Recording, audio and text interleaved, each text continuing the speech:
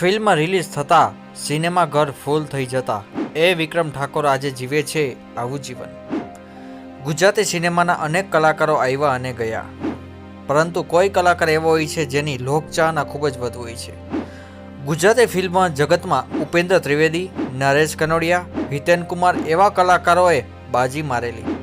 ત્યારબાદ ગુજરાતી સિનેમાના એક લોકપ્રિય અભિનેતા એટલે વિક્રમ ઠાકોર, જેને ગુજરાતી સિનેમામાં ખૂબ જ લોકપ્રિયતા મેળવી। જ્યારે તેમની કોઈ ફિલ્મ રિલીઝ થાય તો ફિલ્મ જોવા આતુર હોય છે। એક સમયે તેઓ વાંસળી વગાડતા હતા, પરંતુ આજે એક લોકપ્રિય અભિનેતા છે। આજે આપણે તેના જીવન સફર વિશે જાણીશું। વિક્રમ ઠાકોર ગાંધીનગર નજીક આવેલા ફતેપુરાના વતની છે।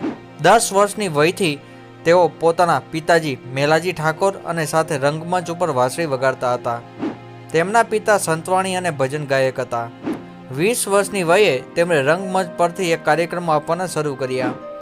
શરૂઆતમાં તેઓએ ફિલ્મ ક્ષેત્રે આવવા નહોતા ઈચ્છતા, પરંતુ 2006માં દિગ્દર્શક કહેવાથી એકવાર પીયુને મળવા આવજે, જે ફિલ્મ સફળ હિટ રહી। ત્યાર પછી તેમણે ઘણી ગુજરાતી ફિલ્મોમાં અભિનય કર્યો, જે મોટે ભાગે ગ્રામ્ય દર્શકોને ધ્યાનમાં રાખીને બનાવવામાં આવેલી હોય છે। તેમણે સળંગ 8 સફળ ફિલ્મો આપી છે। તેમની કેટલીક સફળ ફિલ્મો રાધા તારા વિના મને ગમતું નથી, વાગી કાળજે કટારી તારા પ્રેમની, પ્રેમી ઝૂક્યા નથી ને ઝૂકશે નહીં અને રશિયા તારી રાધા રોકાણી રણમાં 2014માં આનો સમાવેશ થાય છે। તેમની 6 ફિલ્મોએ કુલ મળીને ₹3 કરોડની કમાણી કરી અને તેમને વિવિધ માધ્યમોએ ગુજરાતી ફિલ્મ ઉદ્યોગના હાલના સુપરસ્ટાર ગણાવ્યા છે। તેઓ હાલ ગાંધીનગર ખાતે નિવાસ કરે છે। હાલમાં તેઓ ગુજરાતી ફિલ્મોથી દૂર છે અને આલ્બમ, વિડીયો સોંગ તેમજ નાના મોટા અભિનયમાં કામ કરી જોડાઈ ચૂક્યા છે।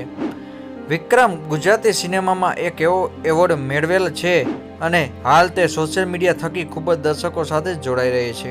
હાલમાં જ ભલે તેમની કોઈ ફિલ્મ ન આવી, પરંતુ લોકપ્રિયતા ખૂબ જ છે।